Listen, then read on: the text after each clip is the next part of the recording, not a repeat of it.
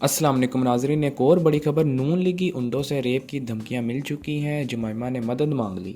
जुमैमा ने अपने x account से की गई ताज़ा पोस्ट में लिखा कि मैं अमूमन पाकिस्तानी सियासत पर तस्बरा नहीं करती। मैं बहुत से सियासी मामलात पर इमरान खान से इख्तलाफ करती हूँ, लेकिन ये कोई सियासी मामला नहीं है। ये मेरे बच्चों के वालिद, इनके इंसानी हकूक़ और बैन अवी कानून से मुतल्लिक है।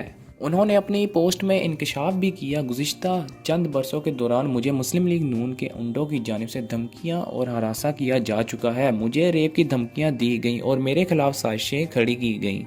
जमाइमा ने तवज्जो दिलाई कि पाकिस्तान में एक्स पर पाबंदी आयद है। पीटीआई के अरकान और सिविलियन आदमियों को उठाया जा चुका है। जो भी किसी प्लेटफॉर्म से आवाज़ उठा रहा था वो अब जेल में है और इसे खामोश कर दिया गया है।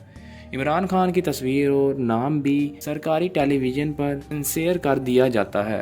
हत्ता कि पाकिस्तान के लिए 92 का क्रिकेट वर्ल्ड कप जीतने की तस्वीर से भी इमरान खान का चेहरा गायब होता है। पोस्ट के आखिर में जमाइमा ने लिखा कि अपने बच्चों की वजह से मैं इस बात की पाबंद हूँ कि पाकिस्तान में जो कुछ हो रहा है उसके बारे में कुछ आगाही पैदा करने की कोशिश करूँ।